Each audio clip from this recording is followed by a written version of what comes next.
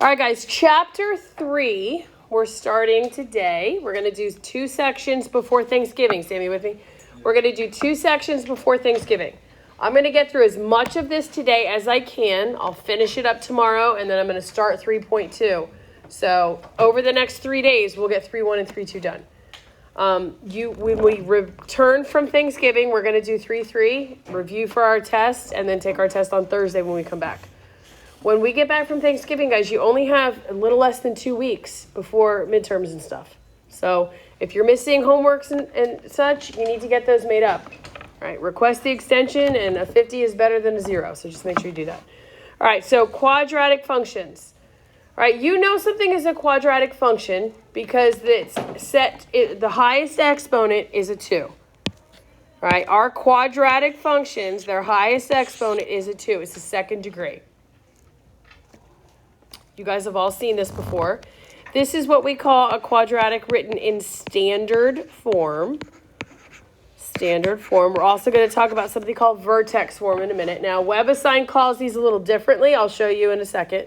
But you guys have all seen a quadratic in standard form, right? If something doesn't factor, we have to use the quadratic formula. Our quadratic formula is negative b plus minus the square root of b squared minus 4ac all over 2a. You might have to use that. But we are only talking about quadratics. The highest exponent that you will see is a 2. We're going to talk about the shape that this graph makes, how to find all the different things about it, the domain, the range, the maximum, minimum, that sort of thing.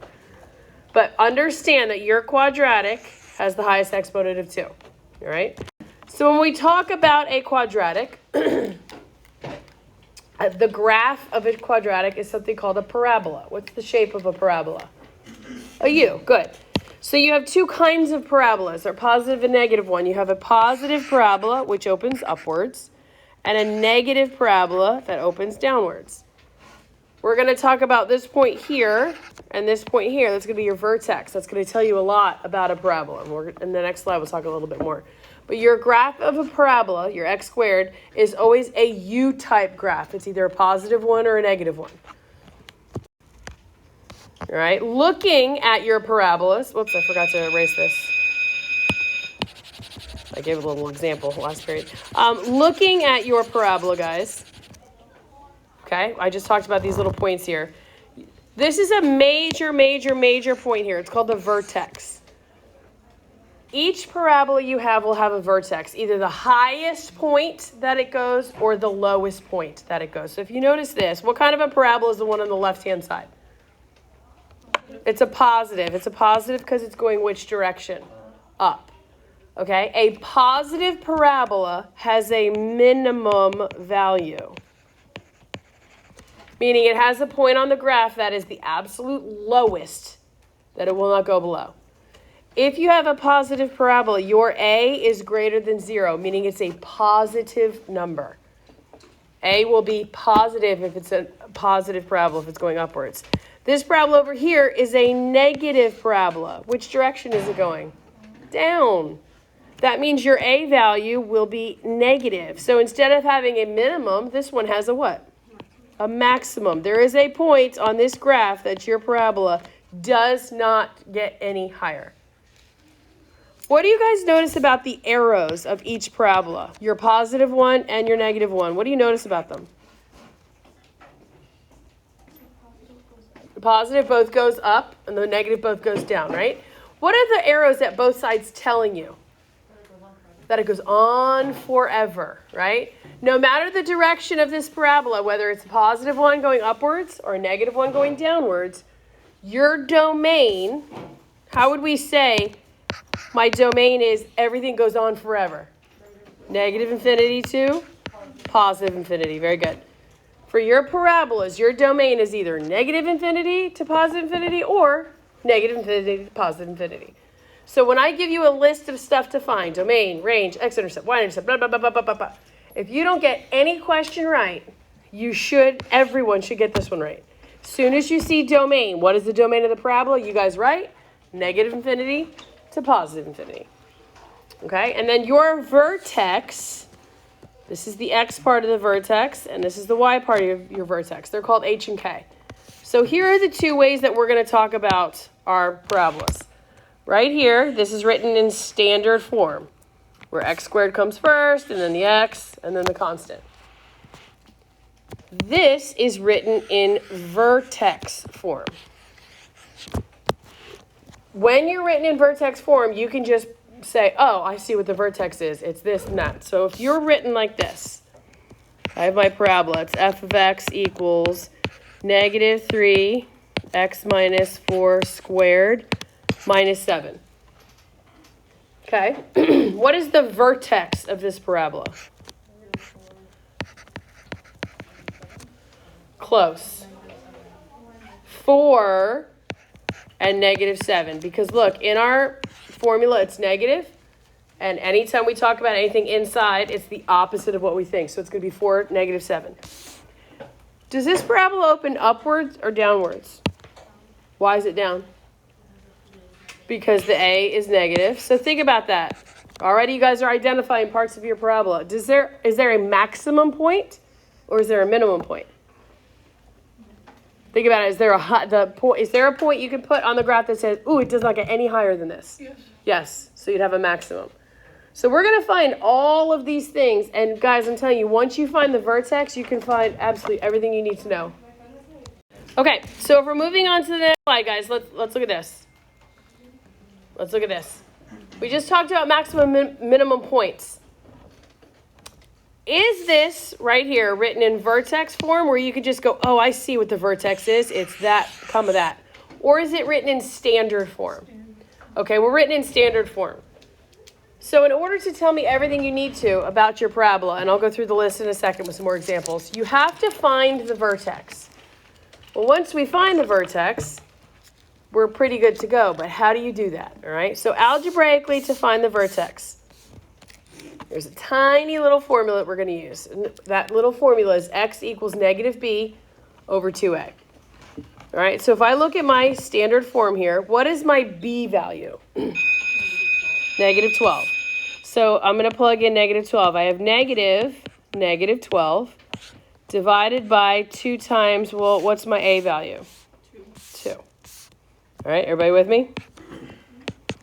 What's a negative 12?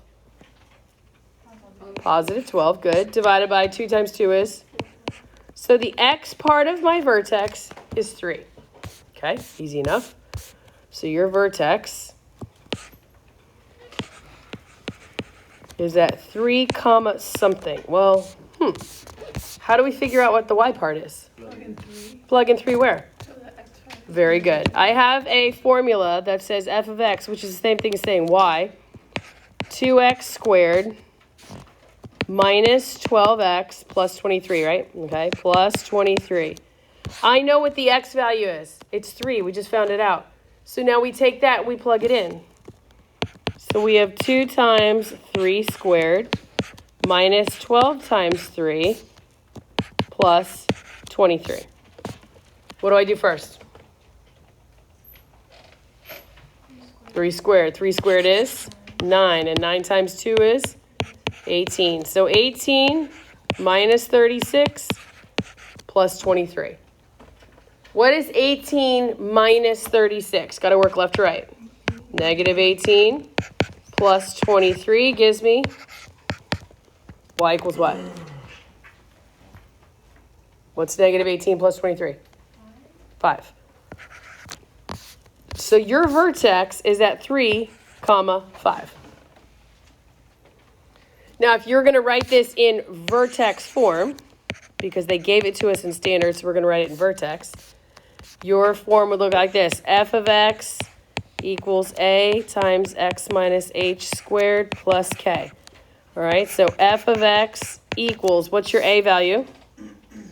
2, good.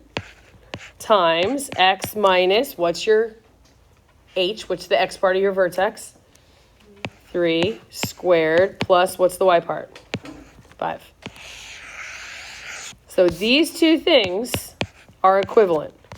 If you were to multiply out what I have in red, you would say x minus 3 times x minus 3, FOIL it, then multiply into 2, then add the 5. You would come out with 2x squared minus 12x plus 23. Those are the same things. Now, this question down here says, what's the domain? What's the domain, guys? Negative infinity to positive infinity. We'll talk about range in a second. We'll talk about the intercepts. Okay, how do you find x and y intercepts? 0. Plug in 0. In a sense, guys, if I plug in 0 for y, I have 0 equals 2x squared minus 12x plus 23. What do I have to do? Factor. You got to factor. I told you guys in August, factoring is never, ever, ever going where? Away. Away, ever. Before you just jump into the quadratic formula, I would try and factor everything. So let's just try real quick. I have 2 times 23 is 46. Are there factors of 46 that'll multiply to give me a positive 46, but add to give me a negative 12? No. I have 1 in 46, and I have 2 in 23. That's it. So nothing else is going to work. So that means, we have to use the quadratic formula, right?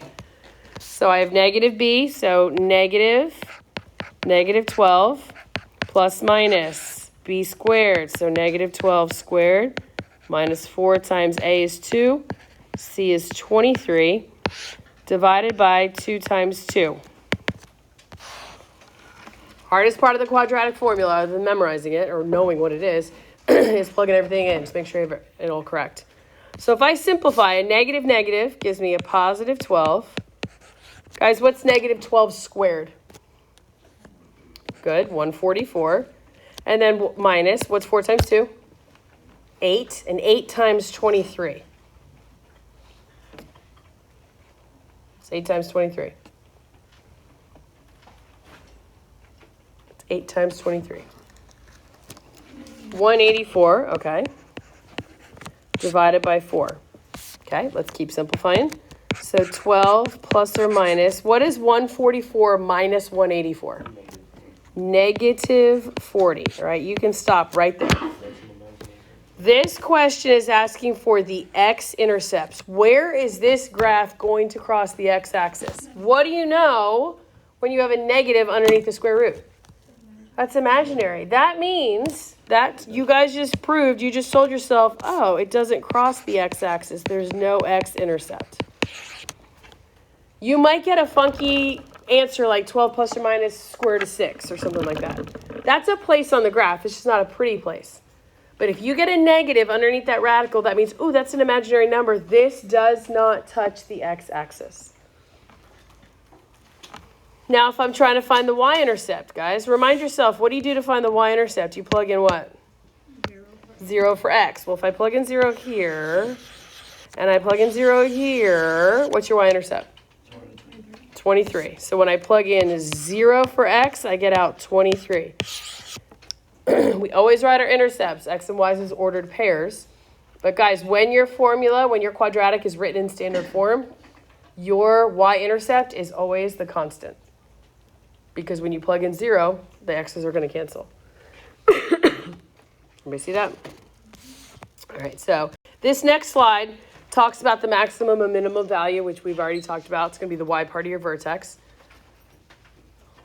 Everything in here is all kind of put together slowly. Here is how to find the x and the y. Your maximum, minimum. Here's that little formula. Find the x part, you plug in. All right? Did it all together. This is a very, very, very important slide. Okay? Your vertex is like the most important thing that you can find when trying to answer a bunch of questions. Your vertex. You have to find that maximum or minimum point. Your domain for every single parabola that we're going to talk about is negative infinity to positive infinity. When you find your vertex, you're finding two very important things. Another question that you're going to be asked is, what is the axis of symmetry? That's the x part of your vertex. It's the vertical line that cuts your parabola in half. You're going to be asked what the maximum and minimum value is. It's it's the y part of your vertex. Your range is based upon this. You're going to have two kinds of ranges. You're either going to have from the minimum value to infinity or from negative infinity to the minimum value, depending upon which way it's facing. If it's a positive parabola, it's always from the minimum to infinity. If it's a negative, it's always from negative infinity to the minimum every single time. And then to find the intercepts, To find the x-intercept, you set the function equal to 0 and factor, use the quadratic formula. You always write your answer as an ordered pair, so it's x comma 0. To find the y-intercept, you set your x's to 0, and it's going to be the constant. So whenever you plug in 0 for x, you get your y value, but you always write your intercepts in ordered pairs. So let me do a couple of examples for you guys to see exactly how these questions are asked, what they're asking, and that sort of a thing. All right, here, let's do these two examples. This is the type question that you guys have on your test. I'm going to give you a quadratic. I'm going to say, hey, find all of the stuff here. You need to know where to look, how to find these things. And the main importance, I'm going to stress and stress and stress, guys. Everything is based upon the vertex, right? So if you miss one little sign, or you add or subtract incorrectly, what happens to a majority of your answers? They're wrong. I cannot give you partial credit on stuff if you are missing signs. You guys have got to pay attention. A lot of you are still making mistakes on that. We got to pay attention. So before I even start, what is the one thing I can write down? The domain. My domain is what? Negative infinity to positive infinity every single time. There's something else I can answer just by looking at my function. The y-intercept. What's your y-intercept? 0, negative 8. It's always the constant, and we always write it as an ordered pair. So before even doing anything, before any thinking, you can answer your domain and your y-intercept. Now we can answer a couple more things. I don't know my vertex. I can't just look at it. But I can tell what my range is going to be. And I can tell what direction my parabola is going to open. Is this a positive parabola or a negative one? How do you know it's positive? Because it's your x squared is positive, right? So that means your vertex is right there, correct? So is that a maximum? Is that the highest that the graph goes? Or is it the lowest? It's the lowest. So you know you're going to have a minimum at y equals something. It's going to be the y part of the vertex. So you also know your range. Think about your range. Is it negative infinity to the minimum, or is it from the minimum to infinity? It's from the minimum. It's going to have a bracket to infinity. Whatever the y part of the vertex is. So we just answered all of those questions just by looking at your function and drawing a teeny tiny little picture. So now let's go through the math and let's find our vertex. All right, how do we find the vertex? What's that tiny little formula we use? Negative. X equals what? Negative b over 2a. Okay, great. So identify a is 3, right? B is negative 10, and C is negative 8.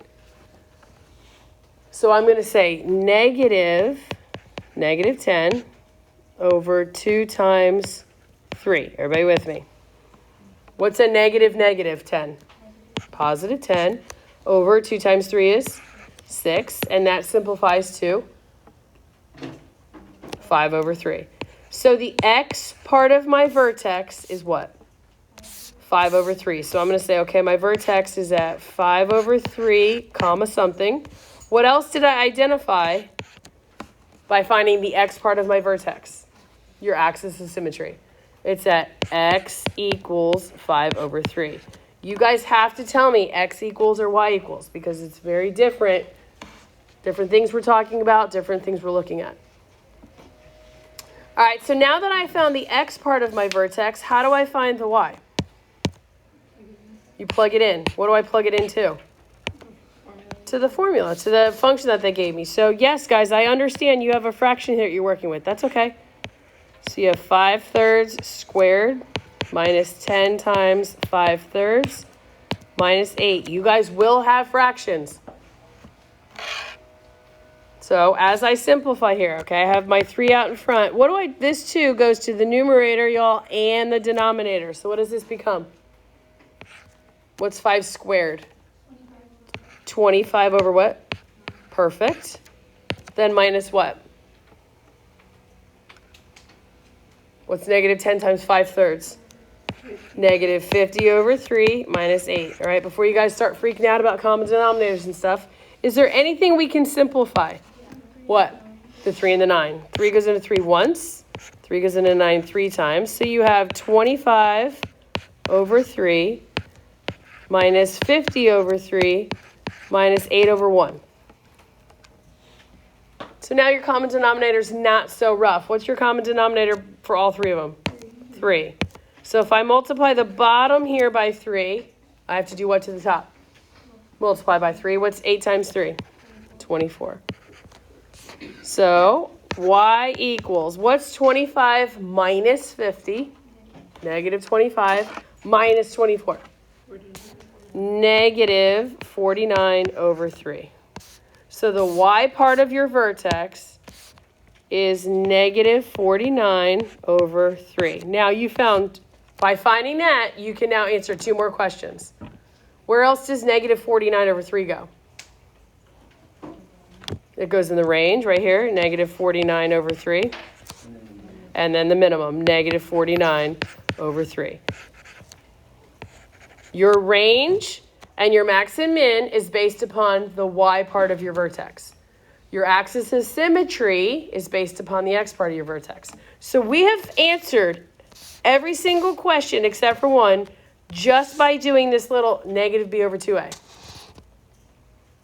Right? And then the last thing you have to do is find the x-intercepts. How do we find x-intercepts again?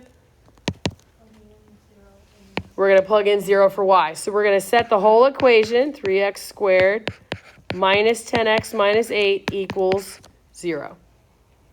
Before you guys just jump into the quadratic formula, try and factor it. All right, I have a times c. 3 times negative 8 is negative 24. What are the factors of negative 24 that multiply to give me negative 24, but add to give me negative 10? 12 and 2. Okay, I have 6 and 4, but if I multiply 6 and 4, can I get a negative 24 and a negative 10? No. So I need negative 12 and positive 2, okay? Let's not make a mistake here, guys. Do I just go ahead and set these equal to 0? No, not yet. What do I need to do? I have to divide by 3. Good. You have to divide by that a term. Don't forget to do that. So you have x minus 4, and then you have 3x plus 2. Now, what can I do?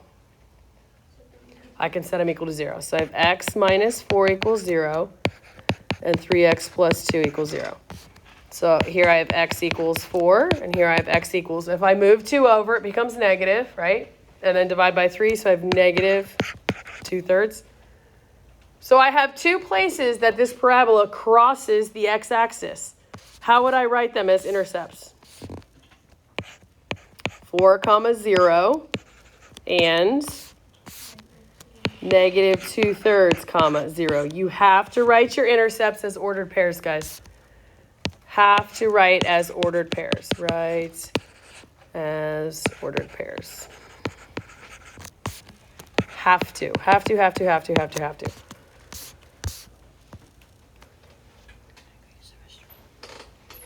All right, how we do? Let's try and go through the next one a little quicker. All right, what can I answer right off the bat? I can answer the domain. What is my domain? Negative infinity to positive infinity. All right. What else can I answer? The y-intercept. What's my y-intercept? 0, 2. Good, guys. 0, 2. Some of you are like, what? Plug in 0 for x. What do you get? 2. All right, so now let's think about it. Draw yourself a little picture so we have an idea of what we're working with. What direction is my parabola going to open? How do you know it's opening downwards? Because a is negative. So that means this point right here is going to be my what? A maximum or a minimum? It's going to be a maximum, and it's going to be y equals whatever part the y is of the vertex. I also know something about my range. Think about it. Is your range going to go from negative infinity to the max, or from the max to infinity? Where does your parabola exist? From negative infinity, good, to the maximum point, whatever that is. Here's where your parabola is, so that's where your range is. I would not go from the max to the negative infinity. You always go from bottom to top for range. Good question. Always bottom to top. So now let's go through the motions. Let's figure out what our vertex is. So I'm going to say x equals negative b over 2a. Everybody with? So negative, what's my b value? 0. Not 0. What number's in front here? 1, good. Over 2 times a, which is negative 1. So I have negative 1 over negative 2, which equals 1/2. You guys are like, seriously? Another fraction? You're all right. So your vertex is at 1/2. What did you just find out by finding the vertex x part is at 1/2? Your axis of symmetry is x equals 1/2. So now I'm going to go and I'm going to say, all right, I know the x part is 1/2, so that means how do I find the y? You plug in. So negative, then I have 1/2 squared plus 1/2 plus 2. Let's distribute that exponent first. So this becomes negative what? Negative 1/4 plus 1/2 plus 2. All right, got to do a little bit of extra work here, but I'm pretty sure we can all handle finding a common denominator between 4, 2, and 1. What is it? 4. So my negative 1 is going to stay. To change 1/2 to 4th, I have to multiply the bottom by 2. That means I multiply the top by 2, right? So I have plus 2. To make 2 over 1/4, I multiply the bottom by 4, which means the top by 4, so I get plus 8. Everybody with? Okay. So y equals, left to right, what's negative 1 plus 2? 1 plus 8 is? So 9/4. The y part of your vertex is at positive 9/4. Where else can I put 9/4? Yep, goes in my range. And where else? My maximum. Awesome. So we've answered everything except for the x-intercept right now. And how do we find the x-intercept? Negative x squared plus x plus 2 equals 0. All right, when I lead with a negative, do we like to factor when we lead with a negative? No, so take it out. So it just changes all of our signs. So x squared minus x minus 2.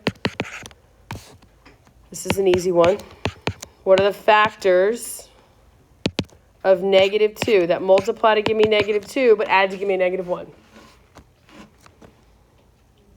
X minus 2 and x plus 1. All right, my a term is 1, so I don't have to divide anything out. So set everything equal to 0. I have negative 1 equals 0. X minus 2 equals 0. And x plus 1 equals 0. What happens when I have negative 1 equals 0? It crosses off. Good. So I have x equals 2, and I have x equals negative 1. I have 2 places on this graph where this parabola will cross the x-axis. Where is it? At 2, 0, and negative 1, 0. Perfect. Good job. Tomorrow, don't pack up yet. Tomorrow we're going to talk about graphing, because you guys are going to have to graph a little bit. And we're going to talk about how to go from standard form to vertex and from vertex to standard. Or if you're given a point and the vertex, you can write the equation. So we'll talk about that tomorrow.